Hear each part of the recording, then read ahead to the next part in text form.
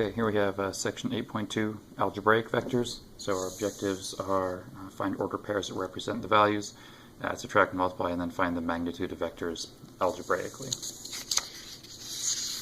So vectors can be written as an ordered pair. So if you have P1 be the initial point and P2 be the terminal point, the ordered pair representing the vector between the two is given by x2 minus x1, comma y2 minus y1 with the angled brackets at the end. You cannot use parentheses because then you're writing a point. They have to be the sharp ones like that.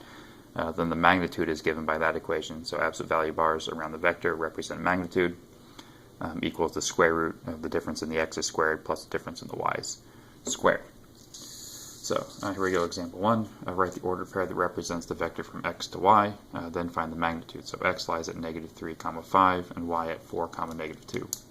So the vector itself is x2 minus x1, comma y2 minus y1. So that's going to be x2 is 4 minus a negative 3 for x1, comma y2 is negative 2 minus 5. So the vector itself will be 7, comma negative 7. The magnitude, so this would be xy vector. So the magnitude is going to equal the square root. Now you don't actually have to do your recalculations. If you look back up at the formula, it's x2 minus x1, y2 minus y1, which is what you already used here and here. So you can substitute these numbers straight in. So 7 squared plus negative 7 squared. Please remember these parentheses, especially around the negative number, or it's going to throw things off a lot. So that's root 49 plus root 49. That is root 98. And if you simplify that, that is 7 root 2 as a value. So as a decimal, that's going to be 9.8-ish, maybe. You can figure it out. Alright, you can also perform operations on vectors. So given a, b, and any real number k, so you can add them. If you add two vectors, you just add the matching components, x with x, y with y. Subtraction works the same way. K is a scalar, so it just distributes into the angled brackets. So for example 2 here, given m is 5, negative 7, n is 0, 4, and p is negative 1, 3, find each of the following. So m plus p. So m is 5, negative 7. P is negative 1, 3. So to add vectors, you can add the matching parts. 5 plus negative 1, comma, negative 7 plus 3. So that's going to be 4, negative 4. M minus n, so m is 5, negative 7.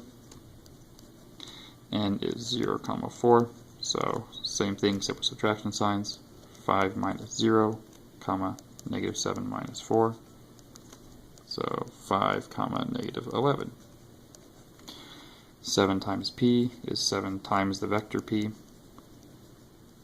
So that's just distributing, negative 7, 21. 2m plus 3n minus p, so 2m is 5, negative 7, plus 3 times n, which is 0, 4, minus p, which is negative 1, 3. So we'll do the distributing first. So this vector becomes 10, negative 14, plus 0, 12, minus negative 1, 3. And now we'll just match everything up. So add and then subtract. So x plus x. Now this is going to be a plus 1 because it's minus a negative. And then in the y's you have negative 14 plus 12 minus 3. So that's 11. Let's see here, that's negative 17 plus 12, so negative 5.